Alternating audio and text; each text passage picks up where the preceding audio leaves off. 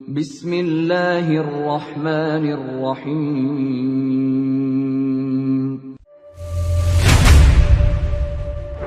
يا أيها الذين آمنوا ادخلوا في السلم كافة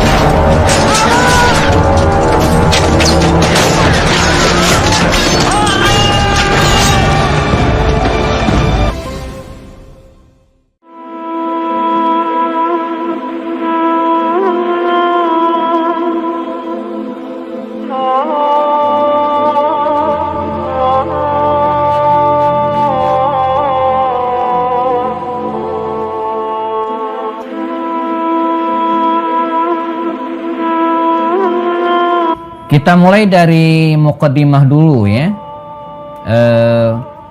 Saya kebetulan selain ngambil S2 Manajemen Pendidikan Islam di Universitas Islam atau UIK Bogor, Universitas Ibnu Khaldun Bogor, pernah 2 tahun setengah dapat beasiswa kuliah, walaupun tidak 100% beasiswa waktu itu ya, ngambil S2 dengan jurusan Pemikiran Politik Islam.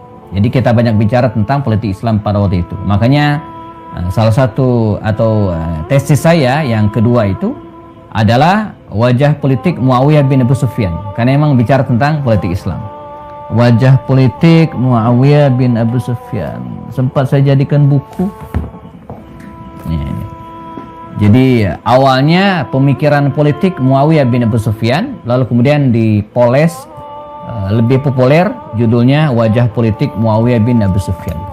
Jadi ini ada berapa ini? Hampir 400 halaman aslinya ya. Oke, baik. Nah, kita akan awali dengan teori ya, hubungan antara agama dan negara dalam konteks hari ini ya. Jadi dalam praktek kehidupan hari ini, dalam kajian-kajian politik Islam itu ada 3 ya, hubungan antara agama dan negara itu ada 3. Pertama, integrated, penyatuan agama dan negara. Agama ngurusin negara, negara ngurusin agama. Ini ya paham pertama, ya, mazhab pertama begitu kira-kiranya, integrated, ya, menyatu. Yang kedua adalah interseksional, ya. Dia nggak full, tapi hanya terjadi persinggungan ya, antara agama dan negara ya. Jadi nggak full total gitu kan, tapi sekedar ada yang diurus, ada yang enggak ya. Nah, saya membayangkan mungkin yang Indonesia ini masuk yang kedua ya. Jadi sebagian masalah agama itu diurusin ya, apalagi yang ada duitnya gitu ya. Zakat, haji itu kan ada duitnya itu ya, diurusin gitu ya. Tapi giliran yang nggak ada duitnya enggak gitu ya. Nah, ini masalah memang ya. Nah, yang ketiga, dan ini yang dianut oleh negara-negara barat dan negara-negara Eropa ya, yaitu sekularistik. Nah, sekularisasi, sekuler. Mereka full memisahkan antara agama dan negara. Ya, agama, negara-negara. Negara enggak boleh ngurusin agama. Ya. Dan sebaliknya, agama juga enggak boleh ngurusin negara. Dan ini yang terjadi di negara-negara barat. Ini secara umum gitu ya. Nah, kita di Indonesia barangkali masuk yang kedua ini ya. Jadi ada yang diurusin, ada yang enggak. Haji diurusin gitu kan. Lalu kemudian zakat, ada lembaga amil zakat nasional, Baznas, Badan Amil Zakat Nasional, diurusin, ada lembaga yang didirikan emang gitu ya. Ada BWI, Badan Wakaf gitu kan, juga diurusin gitu ya. diurusin oleh negara dalam hal ini. Nah, dan bukan hanya Indonesia, bukan hanya Islam, tapi juga yang lain. Makanya kita ada namanya Menteri Agama, ya, atau Kementerian Agama. Jadi Kementerian Agama itu dia ngurusin semua yang berurusan dengan agama, bukan hanya ormas tertentu, ya. Ini harus diluruskan, ya. Jadi kalau ada menteri yang mengatakan bahwa Kementerian Agama itu ngurusin satu ormas saja, ini nggak benar. Walaupun bercanda, ya, walaupun ngobrol di internal gitu, ya, nggak boleh gitu, ya. Itu salah. Nah, itu Kementerian Agama itu milik, ya, negara, dan diantara yang diurus adalah agama Islam. Dan agama Islam itu menyeluruh, bukan hanya satu ormas saja gitu, ya. Nah, bagaimana dengan sejarah Islam, ya? Ibnu Khaldun itu mengatakan dalam kaitan antara agama dan negara, negara sangat membutuhkan agama, ya. Negara sangat membutuhkan agama, ya, sebagai fundament utama untuk membentuk moralitas bangsa. Ini menurut beliau gitu kan. Dan di sisi lain agama juga butuh negara, negara butuh agama, ya, dan agama juga membutuhkan negara, ya. Untuk pengembangan, untuk keberadaan agama itu sendiri, ya, kalau bahasa guru kami dulu di Jawa Barat, Ustadz Hilmi Aminuddin, ya, beliau mengatakan agama itu butuh payung, ya, butuh mizallah kata beliau, ya. Jadi agama itu, ya, dakwah, maka bahasa beliau bukan agama waktu itu, tapi dakwah. Ad-da'watu kata beliau tahtaju ila al-mizallah. Jadi dakwah itu butuh mizallah. Wal mizallatu, dan mizallah itu kata beliau adalah hiya daulah, itulah negara. Ya. Jadi dakwah itu dia butuh payung yang menaungin dia gitu kan. Dan payung itu adalah ad-daulah, negara. Maka itulah pentingnya kita memasukkan orang-orang soleh ke panggung kekuasaan supaya dia bisa melindungi dakwah, supaya dia bisa melindungi syariat ini. Dia butuh. Jadi agama itu butuh, ya, negara, dan negara juga butuh agama. Untuk apa? Untuk mengatur umatnya, ya, untuk mengatur masyarakatnya gitu kan. Nah, ini dalam hubungan disebut dengan hubungan simbiotik gitu, ya, yang timbal balik antara negara dan agama. Ini versi Ibnu Khaldun, ya. Dan beliau juga mengatakan, ya, Ibnu Khaldun mengatakan agama itu diantara fungsinya untuk pemersatu. Dan di masa Nabi ini terjadi, ya. Maka begitu Islam datang ke Madinah, atau mungkin pada awal dakwah di Makkah, bahkan di Makkah itu menganulir semua kepentingan kabilah. La fadla li arabiyyin wal ajamin, kata Rasul. Tidak ada keutamaan atas orang Arab untuk non Arab, ya. Karena itu pendamping dakwah Rasul ketika Nabi berdakwah itu bukan hanya dari kabilah Bani Hashim, ya. Jadi orang-orang yang mendukung dakwah Nabi itu bukan kabilah Bani Hashim. Jadi berkembangnya Islam itu bukan karena dukungan kabilah, enggak. Padahal bangsa Arab itu sentimen kabilahnya itu sampai sekarang gitu, ya, terkenal sekali itu. Tapi bukan itu. Maka tengoklah Abu Bakar Siddiq itu enggak ada hubungan dengan kabilah Rasulullah. Karena Nabi kan kabilahnya Bani Hashim. Abu Bakar itu kabilahnya Bani At-Taimi, nggak ada hubungan, bukan kabilahnya Rasulullah, ya. Umar itu bukan kabilah Bani Hashim, dia adalah kabilah Bani Adi. Kabilah Bani Adi, walaupun muaranya tetap ke Quraisy, ya. Nah, ini pohon besarnya Quraisy, tapi di bawahnya kan kabilah yang terpisah. Utsman apalagi, Utsman itu dari kabilah Bani Umayyah. Nah, barangkali Ali yang memang satu darah dengan Rasulullah, kabilah Bani Hashim, sepupu beliau. Tapi yang lainnya nanti kita ketemu dengan misalnya siapa? Abdurrahman bin Auf dari kabilah Bani Zuhra. Nanti kita ketemu dengan ada yang dari kabilah Bani Asad, dari kabilah Bani siapa lagi, Bani Saham, ya. Ada namanya siapa, walaupun masuk Islam belakang, Khalid bin Walid, itu kan dari kabilah Bani Makhzum, ya. Jadi bukan kabilah Rasulullah saja, ya. Nah, ini yang pertama. Jadi agama itu menjadi pemersatu dan memiliki peran yang sangat penting. Apalagi ketika Nabi hijrah ke Madinah. Wah, Aus Khazraj itu berantem. Begitu Nabi datang dengan Islam, mereka bersatu. Jadi, ya. Yang kedua, agama sebagai pendorong keberhasilan negara dan kekuasaan, kata Ibnu Khaldun, ya, dapat berdiri tanpa agama. Tapi agamalah yang membawa negara dan kekuasaan itu ke arah yang lebih baik. Ya, jadi negara memang bisa berdiri, tapi dengan agama gitu kan, dia bisa lebih baik. Agama sebagai legitimasi sistem politik. Agama jadikan suatu landasan hukum yang harus ditaati dalam menjalankan perpolitikan atau pemerintahan. Sehingga menurut beliau, pemerintahan yang berdasarkan agama jauh lebih penting karena pemerintahan seperti ini yang terbaik. Tanpa agama, kesatuan kelompok, ya, kalau tanpa agama, maka kesatuan kelompok tadi, ya, itu berdasarkan kepentingan, ya, kepentingan politik, kepentingan bisnis, ya, kepentingan asabiyah, ya, kepentingan sesuku, gitu kan, dan kepentingan lainnya, ya. Jadi makanya kalau seseorang bikin partai politik itu kan, itu pertama kali kepentingan politik itu pasti banget. Kalau dia hanya bikin partai untuk kepentingan kekuasaan saja, maka begitu didapat, udah. Atau begitu dia nggak dapat, dia kecewa mental. Tapi ketika seseorang bikin partai politik misalnya berdasarkan agama, maka semua kepentingan tadi disingkirkan. Nggak ada urusan dengan kekuasaan, nggak ada urusan dengan pencalekan, nggak ada urusan dengan bisnisnya, karena kepentingannya hanya satu, yaitu menegakkan, ya, kalimat Allah Subhanahu wa taala di muka bumi ini lewat jalur politik, ya. Oke, baik. Dan kata beliau, sifat dari kesatuan alamiah tadi itu, kepentingan bisnis, kepentingan politik, kepentingan suku, itu relatif rapuh. Ya, kalau kepentingannya selesai atau justru dia nggak dapat, ya tinggalin. Dan diperlukan fondasi agama, ya, untuk sebagai sandaran, kata beliau, ya. Dan ini yang bisa menjamin keutuhan kepentingan tersebut. Oke, baik. Nah, sekarang kita masuk ke peran negara, ya. Sebelum kita masuk peran negara di masa Khalifah Rasyidin, ya, peran negara di masa Rasulullah SAW.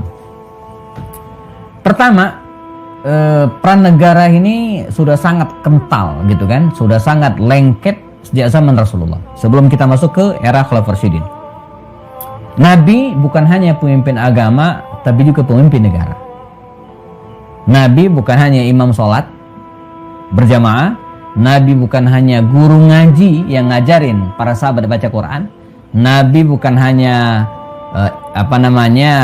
ahli fikih yang ngajarin para sahabat beribadah, bukan, tapi Nabi adalah pemimpin negara, ya. Beliau yang menentukan kapan akan berangkat perang, beliau juga yang menentukan siapa akan menjadi panglimanya, ya. Beliau lah yang mengangkat misalnya 3 panglima perang menuju ke Mu'tah dalam perang Mu'tah, ya, diangkat Zaid bin Haritha, Ja'far bin Abi Thalib, dan Abdullah bin Rawaha, ya. Beliau juga yang mengangkat misalnya atau menunjuk Ali bin Abi Thalib untuk melawan musuh pada perang Khandaq, melawan Amr bin Abdul Wud, gitu, ya. Beliau juga yang mengirim Hatib bin Abi Balta'ah, ya, dikirim ke Mesir, ya, untuk menemui Raja Muqawqis, mengirim Amr bin Umayyah Dhamri, ya, dikirim ke Habasyah, ya, untuk bertemu dengan Raja Najasyi. Beliau juga mengirim Amr bin As ke Oman. Beliau juga yang mengirim Abdullah bin Hudzafah Sahmi, ya, untuk bertemu Raja Persia pada waktu itu, dan seterusnya. Jadi beliau adalah pemimpin negara. Beliau yang menghukum orang yang berzina. Beliau yang misalnya memaafkan, gitu kan, orang yang bersaja, semua berada dalam kekuasaan Rasulullah SAW, ya. Dan hal ini begitu tampak pada era Madaniyah ketika Nabi sudah hijrah ke Madinah. Beliau yang menetapkan program-program pembangunan peradaban Madinah. Beliau yang memerintahkan para sahabat membangun masjid, ya, menggagas misalnya ukhuwah Islamiyah, ya, disatukan kaum muslimin, membuat undang-undang piagam Madinah, lalu membentuk angkatan militer, membangun ekonomi, semua dilakukan. Jadi Nabi itu bukan hanya pemimpin agama, tapi juga pemimpin negara, ya. Nabi pemimpin ibadah, panglima perang, dan penguasa tertinggi. Nah, baik, nah sekarang kita masuk peran negara di masa kekhalifahan Ar-Rasyidin, ya.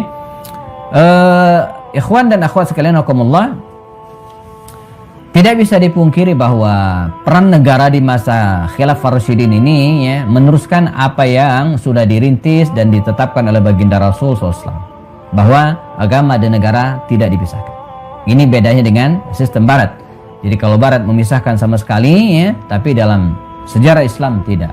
agama dan negara itu menyatu. Kita tidak membeda-bedakan urusan gitu ya. Bahkan bertambahnya usia seseorang ya, itu tidak kemudian menyebabkan dia haram masuk ke dunia politik ya, karena itu bagian dari ibadah ya. Jadi enggak mentang-mentang sudah tua misalnya, mohon maaf, tidak boleh dicalekkan lagi, tidak boleh jadi menteri lagi, bahkan tidak boleh jadi presiden, enggak ya. Jadi enggak ada kata pensiun gitu kan dalam konteks berkiprah untuk negara.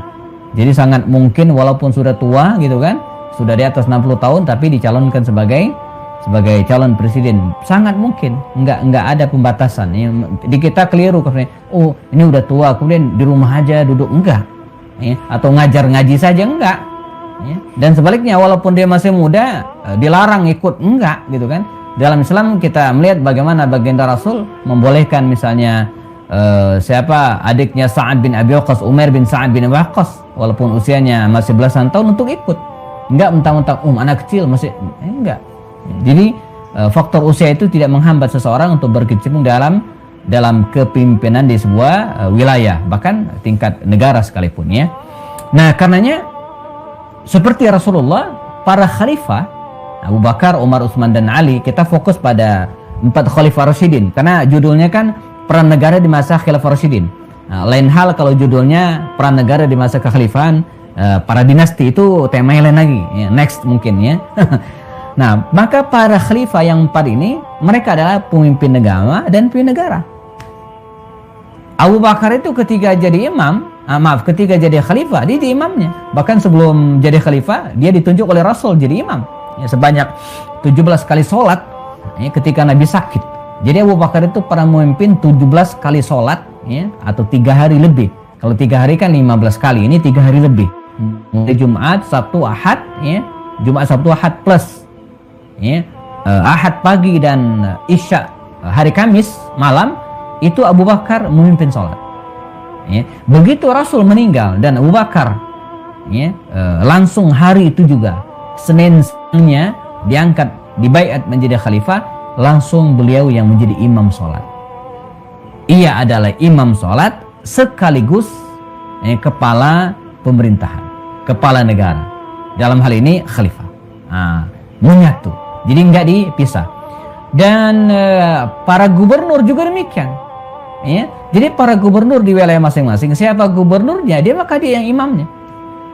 Maka nanti kita ketemu dengan kisah rencana dibunuhnya Amr bin As di Mesir. Ya, jadi instruksinya itu ya, dia nggak ngerti yang mana namanya Amr bin As. Ya, di masa akhir pemerintahan Ali bin Abi Thalib yang kemudian menyebabkan Ali terbunuh, itu kan orang Khawarij itu ya berniat ingin membunuh 3 sahabat Nabi ini, Amr bin As, Ali bin Abi Thalib dan Muawiyah bin Abu Sufyan. Itu uniknya, yang diperintahkan untuk membunuh Amr bin As itu dia nggak tahu mana orangnya. Ya, gubernur sekarang kan nggak seperti sekarang. Kalau gubernur sekarang ya belum jadi gubernur ya followernya udah jutaan gitu ya, spanduk udah di mana-mana, orang tahu mana gubernurnya. Kalau dulu kan nggak ada, ya, nggak ada media sosial, nggak ada spanduk yang ditempel, orang nggak tahu mana Amr bin As.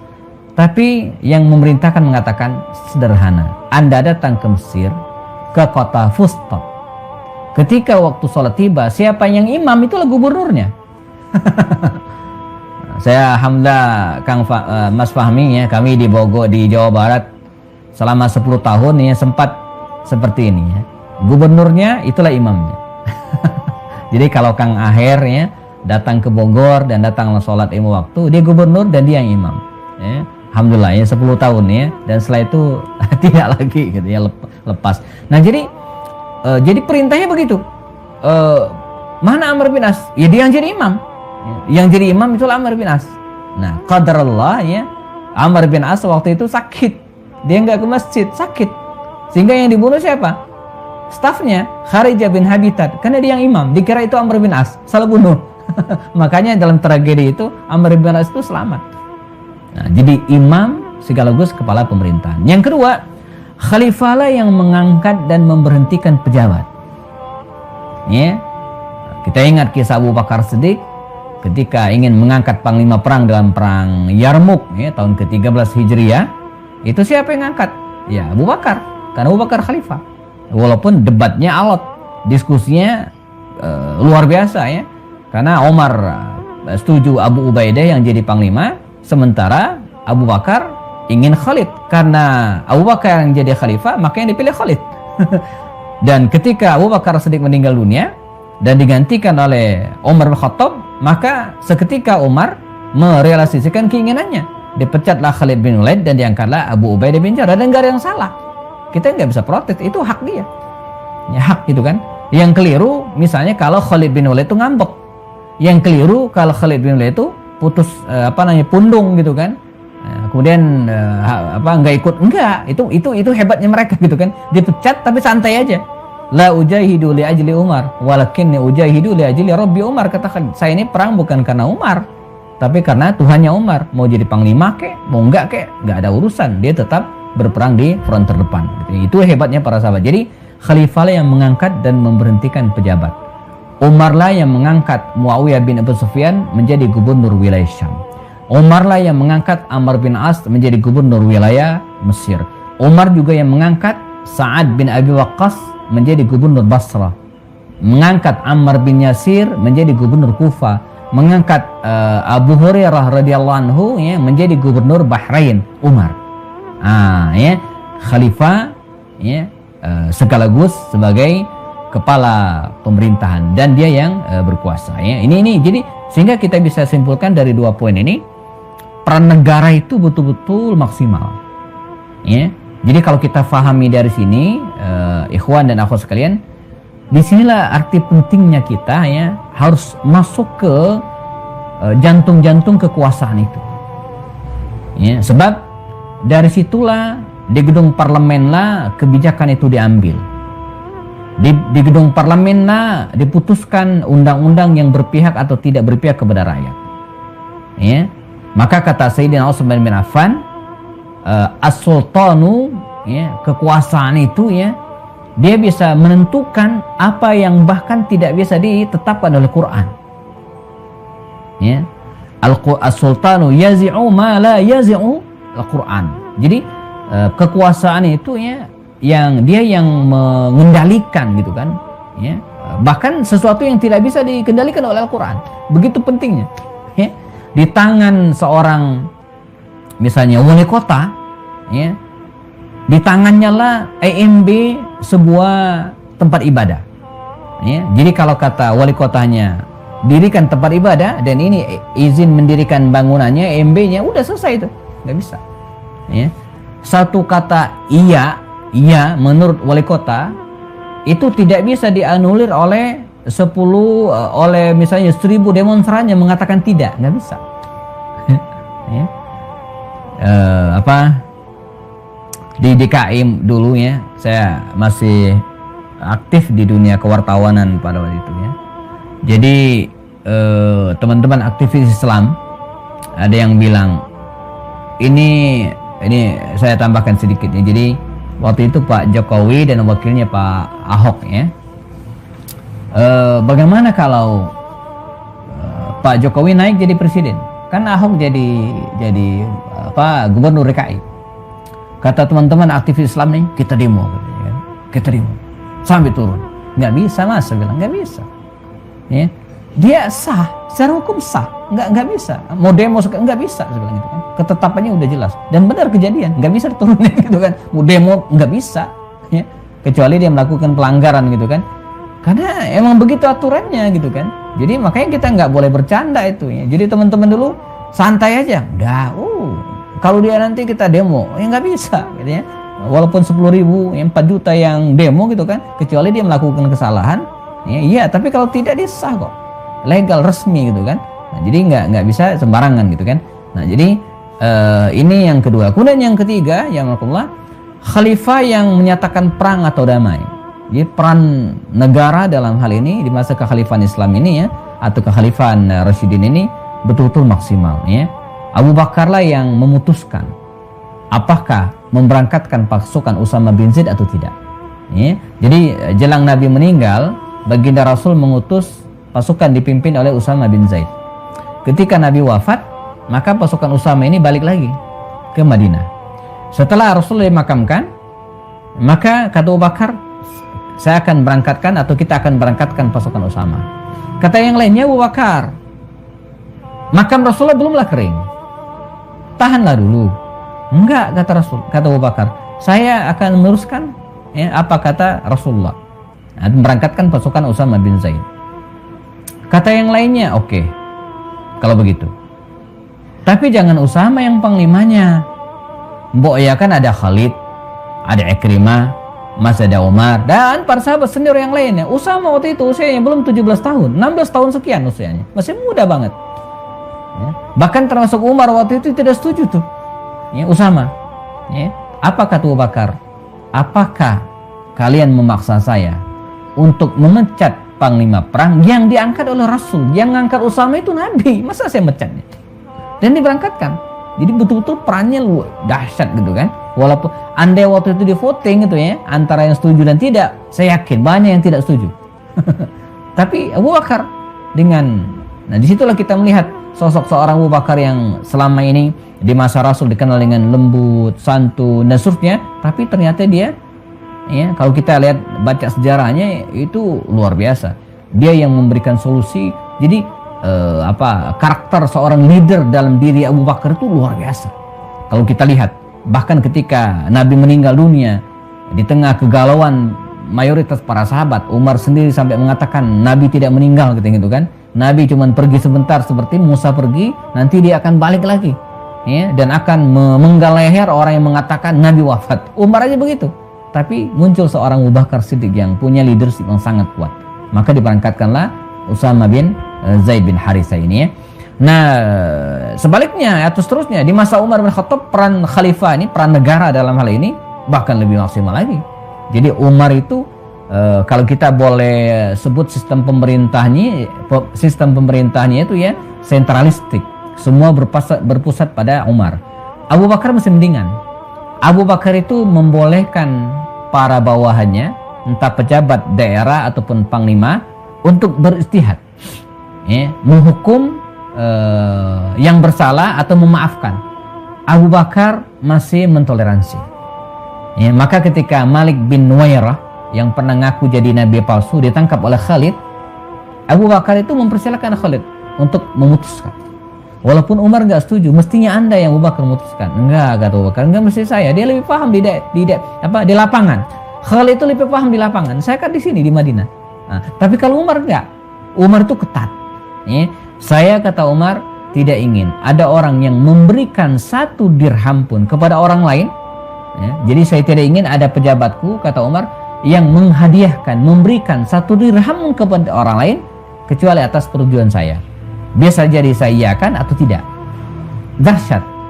Dan gara-gara itulah kemudian Khalid bin Walid dipecat dari wali kota Qinisrin, wilayah Syam. Karena Khalid bagi-bagi duit, walaupun itu uang dia. Dan gara-gara itulah kemudian Sa'ad bin Abi Waqqas dipecat dari jabatannya karena bikin rumah yang mewah. Kata Umar, robohin. Akhirnya dirobohin itu ya. Jadi peran Umar dalam hal ini khalifah sangat-sangat besar. Selain menjadikan Al-Quran dan hadis, keputusan khalifah juga adalah hukum yang harus ditaati. Nah, yang kita bicara peran khalifah, peran negara, selain Al-Quran dan hadis, hukum berikutnya adalah keputusan ulil amri. Ya, keputusan khalifah itu adalah hukum. Ya, termasuk Abu Bakar memutuskan untuk jam'ul mushaf di masa pemerintahnya. Itu nggak ada di Quran, tidak ada di hadis. Itu bid'ah. Ya, tapi khalifah memutuskan dan go jalan. Ya, Umar menetapkan kalender Hijriah seperti yang kita pakai hari ini. Di masa Nabi belum. Ya, Umar menetapkan salat tarawih berjamaah sebulan penuh selama Ramadan. Di masa Nabi nggak ada. Ya, Umar pernah membatalkan hukuman bagi pezina. Ya, jadi di masa Umar itu ada orang gila berzina. Orang gila berzina gitu kan. Oh, didatangin. Full, terbukti dia berzina, dia mengaku dan kemudian seterusnya ya.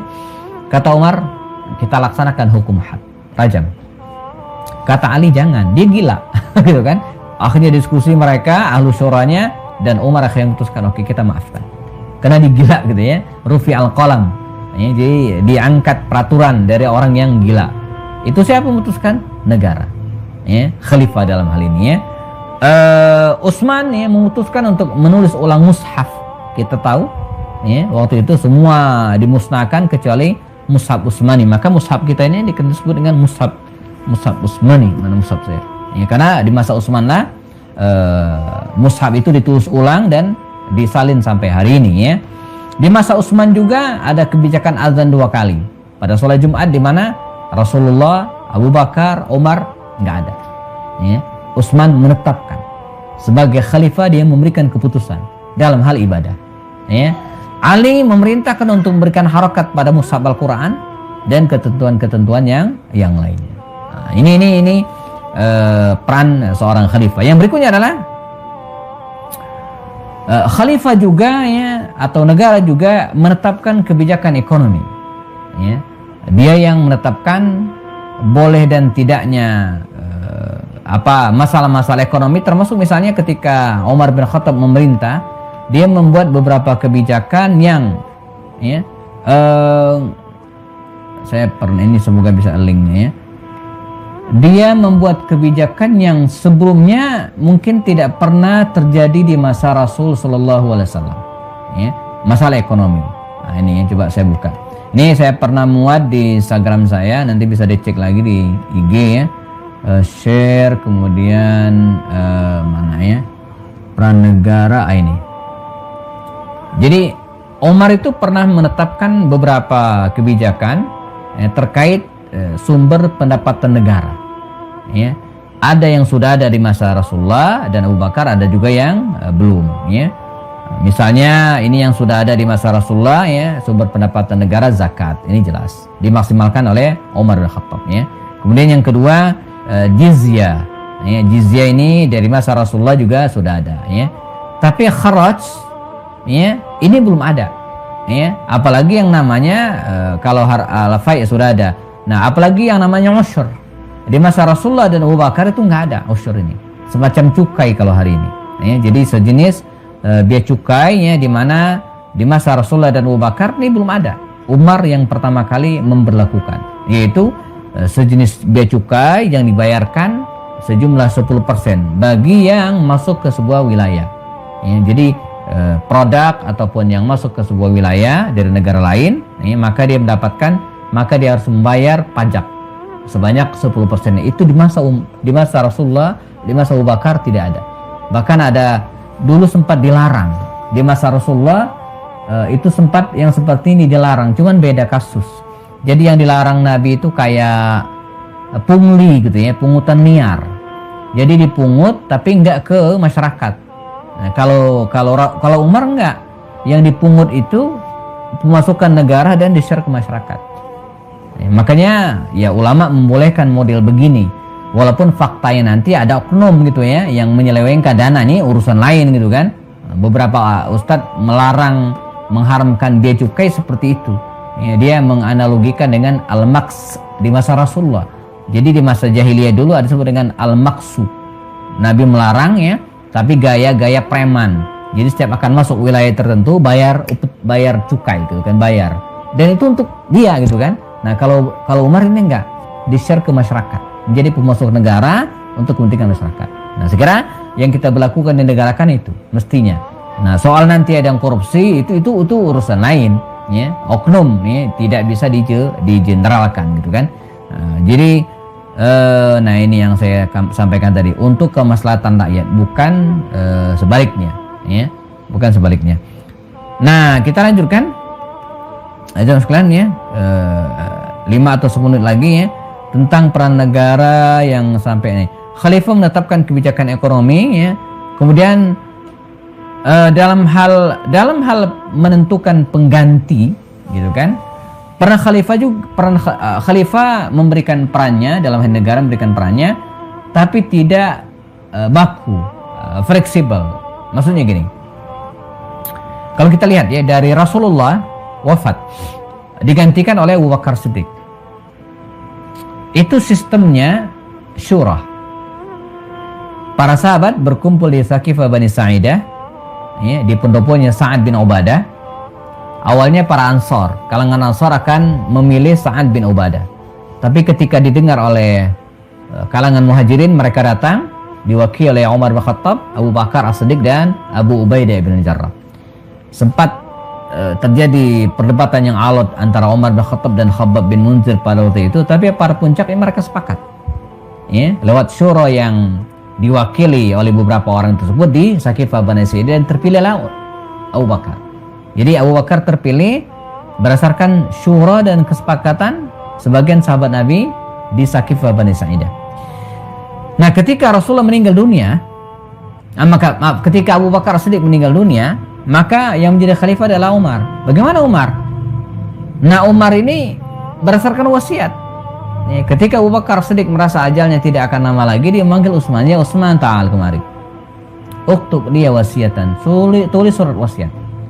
Kalau Abu Bakar As-Siddiq meninggal dunia, maka yang menjadi khalifah adalah Umar. Dan wafatlah Abu Bakar, dibacakan surat wasiatnya, selesai.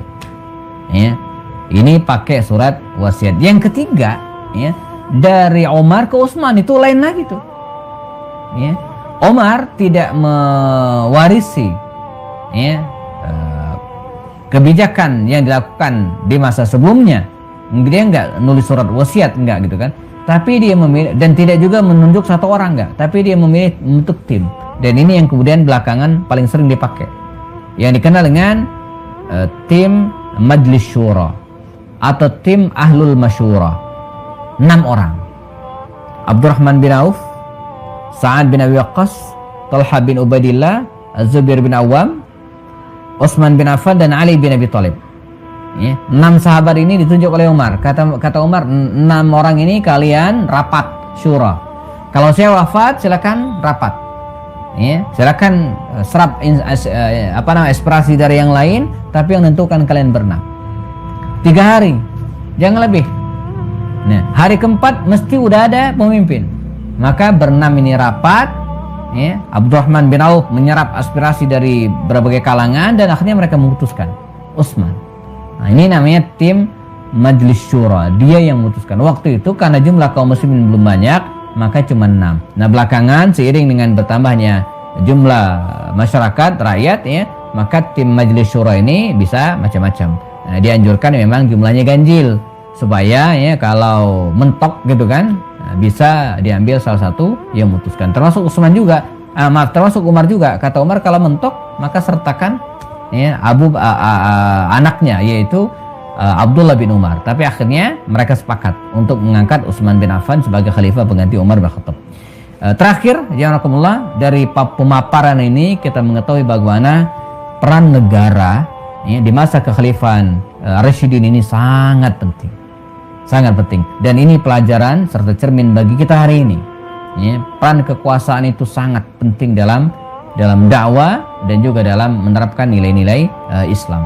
Ya, karena sekali lagi saya sampaikan, di panggung kekuasaan itulah banyak ditentukan kebijakan-kebijakan. Bisa yang berpihak kepada rakyat ataupun tidak. Untuk itu, ya, teman-teman yang hari ini sudah mendapatkan pencerahan tentang pentingnya dakwah dan kemudian hidup berjamaah, ya, saya suka sampaikan, ya, mari kita masukin ya ke jabatan-jabatan publik, ya, bukan untuk kemaruk kekuasaan, bukan gitu ya, tapi semata untuk memberikan peran yang lebih dahsyat, bahkan dalam tingkat yang sederhana.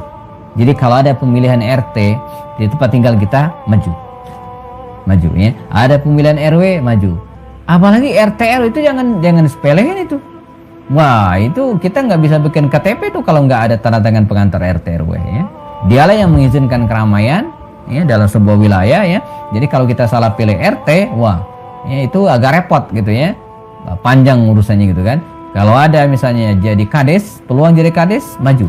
Ya, minta dukungan ke yang lain. Apalagi untuk jabatan yang lebih dari itu. Sebab ketika kekuasaan ya sudah berada dipegang bukan ahlinya, fantarisa idza wusidal amru, ya, jika urusan diserahkan kepada bukan ahlinya, fantarisa, ya, jadi jabatan diserahkan kepada bukan ahlinya, udah hancur gitu kan, dia hancur, ya. Jabatan diserahkan kepada preman gitu kan, wah, hancur berantakan gitu ya. Nah, jadi orang-orang soleh itu ya harus menempati posisi-posisi penting dalam sebuah kekuasaan agar perannya bisa lebih maksimal ya.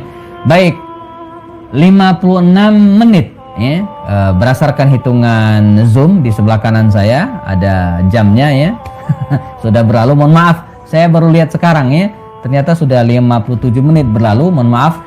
Sisanya saya serahkan kepada Ustadz Fahmi untuk drive acara kita ini ya. Jika ada yang ingin ditambahkan, tidak mesti nanya ya, dari tema yang kita bahas pada malam hari ini, kita ada waktu insyaallah. Jazakumullah khairan.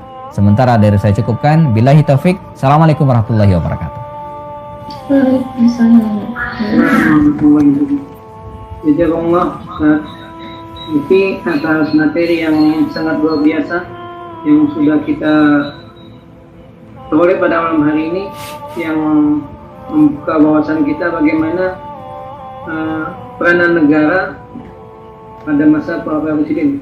Dan kita berharap sebenarnya apa yang sudah dilalui di masa Pak Presiden itu bisa kita rasakan di masa sekarang. Ya mungkin salah satunya seperti kata Eti tadi, bagaimana orang yang memahami tentang agama berada di puncak-puncak kekuasaan, tentunya dengan landasan yang sangat kuat mengenai agama. Untuk selanjutnya kita buka sesi diskusi, mungkin tanya jawab. Seperti kata Ustaz Rizky tadi, tidak mesti bertanya atau ada yang menyampaikan pendapat, silahkan kita buka aja. Bisa melalui chat ataupun secara langsung dengan menyampaikan, mengangkat tangan dulu lalu raise hand. Silahkan Bapak Ibu.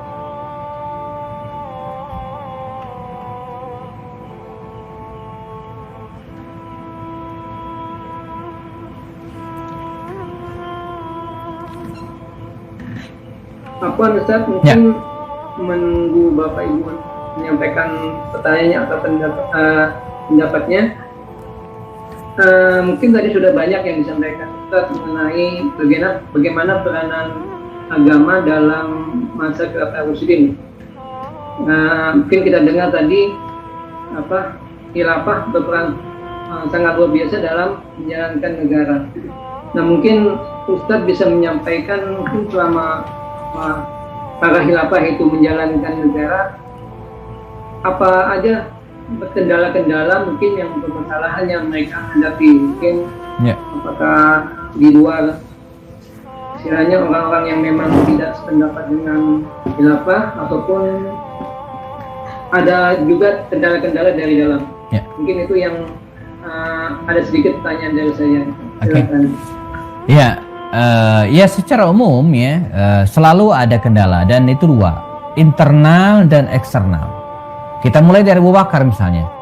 Kendala utama yang dialami Abu Bakar Siddiq adalah masalah internal. Ya, terjadi ada cukup banyak ya orang-orang yang berusaha untuk melepaskan diri dari kekuasaan Islam. Bahkan sampai Pak Siddiq murtad. Maka kita menemukan misalnya ada Musailamah al-Kadzdzab, ada Malik bin Nuwairah, ada namanya Saja, ada Tulaiha bin Khuwailid ya. Sebelumnya bahkan sejak zaman Nabi sudah muncul namanya Aswad al-Ansi. Nah, ini kan nabi-nabi palsu, mereka memberontak. Jadi bukan hanya lepas agamanya, bukan hanya murtad gitu kan. Ya, bukan hanya murtad. Mengapa Islam memerangi orang-orang murtad itu? Karena nanti berpotensi gitu kan untuk membuat kekuatan baru ya, yang mengancam kekuasaan Islam. Nah, ini kendala yang dihadapi Abu Bakar Siddiq. Tapi luar biasa. Dengan ketegasannya, maka saya ngebayangin di antara kejeniusan seorang pemimpin bernama Abu Bakar Siddiq itu ketika dia memerintah dengan sikap yang tegas. Ya. Waktu itu kalau dipetakan orang murtad itu ada 3. Pertama, ada orang yang murtad, nggak mau sholat, nggak mau zakat. Ini Musailamah al-Kadzdzab nih, yang beginian ya. Sholat nggak mau, zakat nggak mau. Yang kedua, ada orang yang mau sholat, tapi nggak mau bayar zakat. Misalnya Malik bin Nuwairah, ketika ditangkap oleh Khalid bin Walid, dipasung tangannya ke belakang, maka diadili oleh Khalid. Ya Malik, kata Khalid bin Walid, ya, ma ra'yuka anis shalah? Bagaimana menurutmu tentang sholat? Kata Malik bin Nuwairah ini, ya, kata Malik bin Nuwairah apa katanya? In amatumuni bis sholati usolli. kalau kalian nyuruh saya sholat katanya gitu kan. Oh, kalau begitu kata Khalid nggak ikhlas dong. Ikhlas itu urusan saya gitu kan. Cuman kalau kalian suruh saya sholat. Baik kata Khalid. Wa ma ra'yuka aniz zakah? Bagaimana dengan zakat?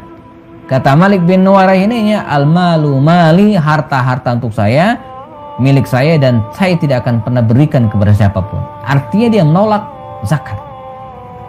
Nah, beda kasus dengan Tulaiha bin Khuwailid ini ya, ketika dipaksa oleh Khalid bin Walid pada itu ya, dia tidak mengingkari tentang keharusan berzakat. Tapi sejak awal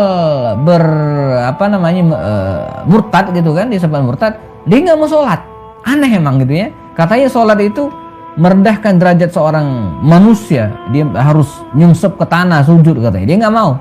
Jadi kebalikan dari Malik bin Nuwairah. Nah, terhadap model orang seperti Musailama, Abu Bakar tegas berangkatkan pasukan perang. Nah, terhadap yang kedua ini, jadi terhadap Musailama itu nggak ada yang menyangkal, semua sepakat diperangi. Tapi terhadap Malik bin Nuwairah, Tulaiha bin Khuwailid, itu sempat terjadi perbedaan pendapat. Termasuk Umar itu tidak setuju. Janganlah diperangi, kan dia mau sholat. Malik bin Nuwairah itu mau sholat kalau dipaksa. Jangan sampai dibunuh. Tapi kata Abu Bakar, saya tidak ingin ada orang yang memisahkan sholat dan zakat. Ini luar biasa. Nah, ini kendala ya, internal. Eksternal ya, mungkin di masa Umar ya, mulai jadi ketika Umar bin Khattab menjabat khalifah, dia mendapatkan warisan dari Abu Bakar Siddiq itu kondisi yang sangat luar biasa bagus. Ya, para pemberontak sudah selesai dan kaum muslimin bahkan sudah melakukan ekspansi. Ya, sebagian sudah ada di Yarmuk. Jadi perang Yarmuk itu terjadi jelang Abu Bakar Siddiq meninggal. Jadi hari itu Abu Bakar Siddiq meninggal, pekan itu terjadi perang Yarmuk. Maka perang Yarmuk itu di akhir pemerintahan Abu Bakar dan awal pemerintahan Umar. Nah, ini kendala yang kedua, faktor eksternal. Mereka harus menghadapi Romawi, mereka harus berhadapan dengan Persia, ya, dan kabilah-kabilah yang lainnya. Nah, di masa Utsman bin Affan, mungkin 5 tahun atau 6 tahun pertama itu tidak ada masalah sama sekali, hampir tidak ada masalah. Nah, baru masuk pada tahun ke-7 atau ke-8 dari pemerintahnya ya, nah ini mulai muncul masalah. Dari mana? Nah, ya, masalah internal tapi disebabkan oleh eksternal. Ya, adanya para penghasut, ya, adanya orang-orang yang fasik gitu kan, orang-orang munafik yang menggerogoti pemerintahan Sayyidina Utsman bin Affan. Ya.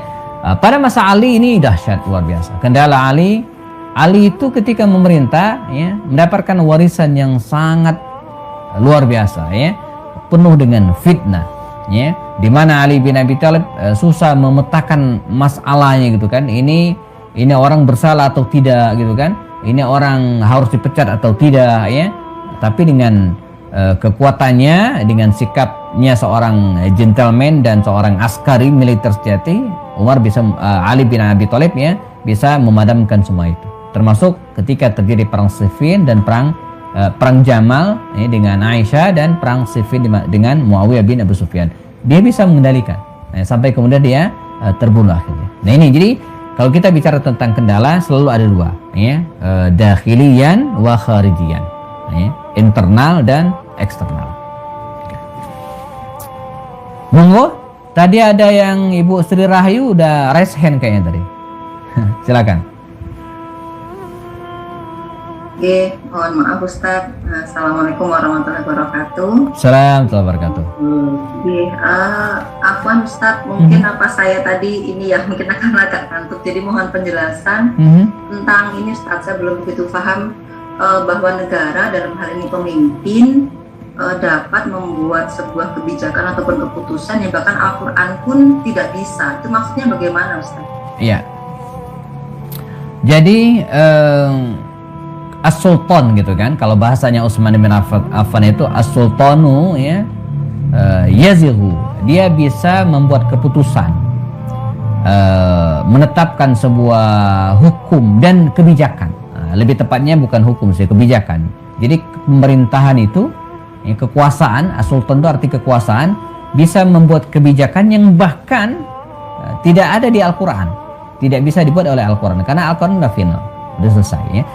Menunjukkan betapa kekuasaan itu penting ya, kekuasaan penting. Dan kalau kita bicara tentang sejarah para khalifah tadi ya, yang 4 tadi, ada banyak hal-hal yang ditetapkan oleh pemerintah ya, yang tidak ada di Al-Quran bahkan di hadis Rasul SAW. Banyak ya, termasuk ya masalah ibadah misalnya yang tadi itu azannya Utsman 2 kali, kan di Al-Quran ataupun hadis Nabi nggak pernah di sepanjang sejarah ya, di masa Rasulullah dan Abu Bakar serta Umar ya, 2 khalifah dan Rasulullah itu azan Jumat itu sekali, tapi dengan kekuasaannya gitu kan Utsman memutuskan 2 kali, dan tentu saja itu didukung oleh para sahabat yang masih hidup pada waktu itu. Ini ijtihadnya gitu kan, ijtihad Umar. Jadi begitu kekuasaan. Saya ingin sampaikan kekuasaan sampai pada titik itu ya. Umar bin Khattab sendiri, Umar itu banyak sekali ijtihad. Saya mungkin tadi sempat mengumpulkan beberapa referensi ya. Umar bin Khattab ini dalam buku Profesor Dr. Ali Muhammad As-Salabi mungkin termasuk khalifah yang paling banyak membuat kebijakan-kebijakan yang mungkin tidak ada di Al-Quran dan tidak ada di hadis karena diperlukan. Jadi bagaimana itu terjadi? Dengan kekuasaan. Jadi kekuasaan itu bisa membuat kebijakan yang tidak ada di Al-Quran atau Al-Quran tidak melakukannya ya. Nah ini jadi kalau di Jawa Barat ini ada gini, Al-Quran itu mengatakan begini, wa ahallallahu al-bai'a wa harrama riba. Allah menghalalkan jual beli, mengharamkan riba. Selesai. Beres. Ya. Ustadz cuman bisa menghimbau bahwa riba itu haram dan begini-begini. Selesai. Al-Quran, Ustadz. Tapi kekuasaan, tapi gubernur, ya, gubernur itu bisa memberikan instruksi kepada bawahannya untuk memindahkan semua transaksi ke bank syariah. Bayangin gitu kan, kekuasaan seorang gubernur. Jadi gubernur Jawa Barat atau gubernur tempat lain atau siapapun penguasa, dia bisa berinstruksi bahwa transaksi kita PNS semuanya lewat BJB Syariah, Bank Jabar Syariah, bisa. Dengan sultan, kekuasaannya. Al-Quran mengatakan wa halallahu bai'a wa harrama, itu doang gitu kan, dan belum tentu semua orang ikut. Ustadz bisa ceramah doang, belum tentu diikutin. Tapi kalau gubernur mengatakan, ya udah selesai. Itu maksudnya, ya, itu maksudnya. Jadi bukan berarti jangan salah pahami, kekuasaan itu bisa mengubah Al-Quran, bukan, enggak ya. Tapi dia bisa membuat kebijakan yang, ya, mungkin Al-Quran terbatas jangkauannya, ya, tapi dengan kekuasaan bisa lebih maksimal. Wallahu a'lam. Berarti berijtihad gitu ya Ustaz? Betul ya, jadi seorang pemimpin itu ya bisa beristihad sesuai dengan kebutuhannya. Ya. Seperan Ustaz. Afwan, sama-sama. Salam warahmatullahi. Ini satu lagi Ustaz. Monggo. Pak Suyanto yang melalui chat. Walau ada kaitannya dengan materi ini mengenai minta penjelasan mengenai kabilah pada masa Rasulullah, pengertian kondisi dan struktur masyarakatnya. Ya. Ustaz.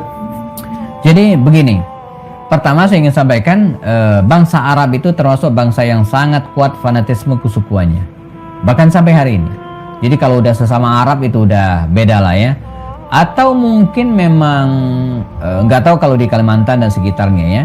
Secara umum, mohon maaf kalau apa yang saya sampaikan ini salah. Di negara kita ada beberapa kabilah, ada beberapa ras suku yang agak fanatik dengan kesukuannya. Misalnya ini contohnya, saya merasa teman-teman kita dari Padang itu, saya banyak teman-teman Padang itu kalau sudah ketemu dengan orang Padang itu kayak saudara banget. Bahkan ada teman berceloteh, antum kalau beli nasi Padang di restoran Padang itu tawar dengan bahasa Minang gitu kan, dengan bahasa Padang, insya Allah nasinya lebih banyak katanya, karena sesama orang awak. Nah Arab itu dia lebih kuat fanatisme kesukuan Arabnya ya. Ini di satu sisi ini mendatangkan manfaat, tapi ada juga mungkin mudaratnya. Nah bagaimana kondisi kesukuan bangsa Arab pada waktu itu ya? Bangsa Arab Makkah terutama muara mereka pada suku Quraisy. Ya, ini suku yang paling besar yang merupakan keturunan dari suku dari Nabi Ismail alaihissalam. Ya, Al-Fihr, ya, julukannya Quraisy. Tapi di Quraisy sendiri ya, itu ada cabang-cabangnya. Kayak kita lah di Indonesia. Indonesia ini suku besarnya. Nah di bawahnya kan ada orang Kalimantan, ada Palembang, ada Jawa, ada Sunda. Nah, kita kalau keluar negeri ada yang nanya, min aina anta qadim, dari mana anda berasal? Where do you come from? Maka kita akan menjawab, ana Indonesia. Jitu min Indonesia, ana qadim min Indonesia. Ya, I am Indonesian. Itu kalau kita keluar. Tapi kalau kita ke dalam negeri, saya misalnya diundang ke Kalimantan, Palangkaraya khususnya, ditanya, Ustadz dari mana? Jangan jawab saya dari Indonesia, bisa dipukul saya gitu kan. Iya udah bisa. Maksudnya dari mana? Dari Bogor, dari Palembang. Quraisy juga begitu. Quraisy itu suku besarnya. Nah di dalamnya ini ya, ada kabilah-kabilah yang tadi ditanyakan. Seingat saya paling tidak ada 10 kabilah yang terkenal yang mewakili para sahabat Nabi pada waktu itu. Pertama kabilah Bani Hashim. Ya, kabilah Bani Hashim ini keluarga Rasulullah. Berikutnya ada kabilah Bani At-Taimi, ini keluarganya Abu Bakar. Ada kabilah Bani Adi, ini keluarganya Umar. Ada kabilah Bani Makhzum, ini keluarganya Abu Jahal. Ada kabilah Bani Saham, keluarganya Amr bin As. Ada kabilah Bani Zuhra. Ya, Bani Zuhra ini kabilahnya Aminah.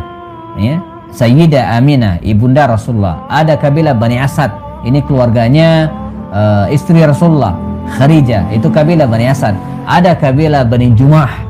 Ya, ada seorang sahabat namanya Sofwan bin Umayyah al-Jumahi atau Wahab bin Umar al-Jumahi. Banyak, Sa'ad bin Amir al-Jumahi, banyak ya, dari kabilah Bani Jumah. Ini suku-suku yang ada pada waktu itu dengan karakter dan kelebihan mereka masing-masing. Nah, kalau ditanyakan tadi struktur masyarakat dan kondisinya, jadi mereka masing-masing punya kelebihan. Bani Hashim itu dia banyak ngurus Ka'bah, ngurus Zam-Zam. Bani Makhzum itu urusan militer. Ada ungkapan Quraisy itu ya, kita tidak mungkin bisa perang tanpa melibatkan kabilah Bani Makhzum. Jadi makanya dalam perang Badar itu pemimpin mereka itu dari kabilah Bani Makhzum yang namanya Abu Jahal. Perang Uhud itu di antara pemimpinnya selain Abu Sufyan ada namanya Khalid bin Walid dari kabilah Bani Makhzum. Ya, ada kabilah yang kuat sekali bisnisnya, kabilah Bani Umayyah, Utsman bin Affan. Abu Sufyan itu kabilah Bani Umayyah, bisnisnya itu jago luar biasa gitu ya. Walaupun secara umum bangsa Arab jago bisnis. Ada kabilah yang mengandalkan banyaknya anak mereka, ya. Kabilah Bani Saham, likasrati auladihim. Jadi terkenal dengan banyaknya keturunan. Jadi masing-masing berbangga dengan kabilahnya. Tafakharu, ya, berbangga dengan kabilah. Nah, ketika Islam datang, semua itu dihapus. Tidak ada yang lebih utama atas yang lain. Ya. Begitu kira-kira, wallahu alam. Monggo ada lagi atau kita cukupkan, Ustaz Fahmi? Kalau melihat waktunya ini sudah jam 21:02, mungkin cukup ya Ustaz ya? Insyaallah. Aku Ustaz sebelumnya, kebetulan acara ini dilaksanakan di Kota Tangerang Barat, Ustaz ya, tadi anak lupa menyampaikan. Oh ya, oke. Ya, kemudian untuk kotanya kebetulan ibu kota kami Pangkalan Bun. Dari Palangka sekitar 800 kiloan. Oh, lumayan jauh juga ya? Iya. Tapi untuk pesertanya kebetulan ini juga ada dari Pulau Pisau, selain dari Ihwan dan Ahwad di Kota Tangerang Barat. Iya. Baik Ustaz, mungkin karena waktunya sudah mendekati akhir, mohon mungkin Ustaz bisa menyampaikan closing statement untuk akhir kalinya belum acara kita tutup. Silakan Ustaz, Tanda. Ya. Bismillah. Pertama saya ingin sekali lagi mengucapkan terima kasih atas silaturahim pada malam hari ini dan semoga bisa berlanjut pada silaturahim tatap muka. Seingat saya dulu saya pernah ke Pangkalan Bun dan ditraktir makan durian dan ikan apa gitu, lupa saya ya. Iya, ikan bakar, ingat, di pinggir sungai atau pantai pada waktu itu ya, seingat saya, tapi udah lama sekali. Dan tema kita hari ini bicara tentang peran negara ya dalam di masa kekhalifahan Rasyidin ya, dan semoga ini bisa menjadi spirit bagi kita ya, seperti sampaikan tadi ya, bahwa negara dalam hal ini kekuasaan itu sangat penting untuk kepentingan dakwah, untuk kepentingan penegakan nilai-nilai Islam, Karena itu jangan dianggap sepele. Andai kita tidak mampu, maka kita dukung. Jadi berkecimpung dalam dunia politik itu bukan berarti kita harus jadi pimpinan ketua partai, bukan berarti kita harus jadi sekretaris DPD, bukan berarti enggak. Berkecimpung dalam dunia politik itu adalah bagaimana kita mengusung orang-orang baik ke panggung kekuasaan. Sebab kalau kekuasaan sudah dipegang oleh orang-orang yang soleh, maka outputnya juga akan soleh. Sebaliknya, kalau kekuasaan dipegang oleh orang-orang yang tidak soleh, maka kita tinggal nunggu kehancurannya. Na'udzubillah. Demikian. Assalamualaikum warahmatullahi wabarakatuh. Waalaikumsalam warahmatullahi wabarakatuh. Jazakumullah Ustaz, bahwasannya ilmunya yang sangat luar biasa pada malam ini yang kami korek. Sekali lagi mungkin untuk keberkahan acara kita malam hari ini, mohon Ustaz bisa memimpin membacakan doa. Baik, ikhwan, akhwat, para ibu dan jamaah sekalian, kita sempurnakan majelis malam hari ini dengan membacakan doa. Saya akan pimpin dan yang lain silakan mengaminkan. A'udzubillahi minasyaitonirrajim. Bismillahirrahmanirrahim. Wassallam radhiyallahu ta'ala an sadatina wa sabi rasulillahi ajmain walhamdulillahirabbil alamin. Hamdan syakirin, hamdan na'imin, hamdan yuwafi ni'amahu yukafi'u mazidah. Allahumma rabbana lakal hamdu kama yanbaghi li jalali wajhikal karim 'azim sultanik. Allahumma rabbana zalamna anfusana wa illam taghfir lana wa tarhamna lanakunanna minal khasirin. Allahumma inna na'udzubika minal barasi wal jununi wal juzam wa sayil asqam. Allahumma nafa'na al bala wal waba wal corona ya rabbal alamin.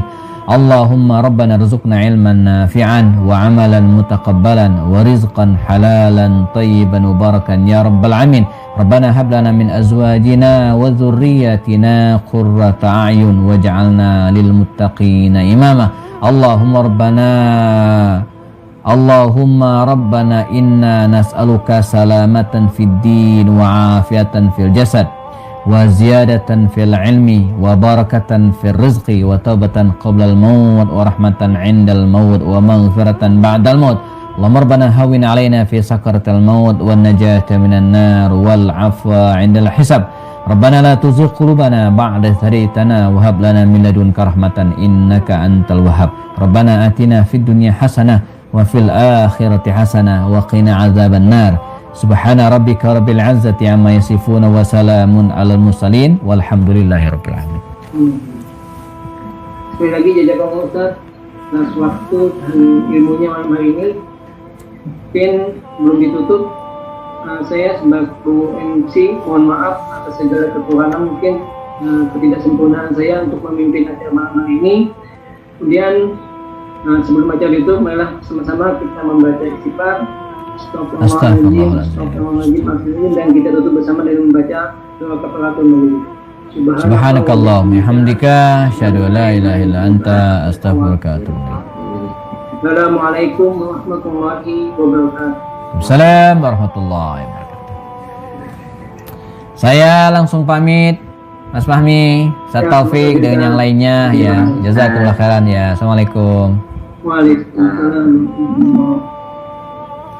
Oke, baik teman-teman sekalian yang ada di akun YouTube, jazakumullah khairan atas kesertaannya dan terima kasih. Kita ketemu lagi dalam kajian berikut insyaallah. Assalamualaikum warahmatullahi wabarakatuh.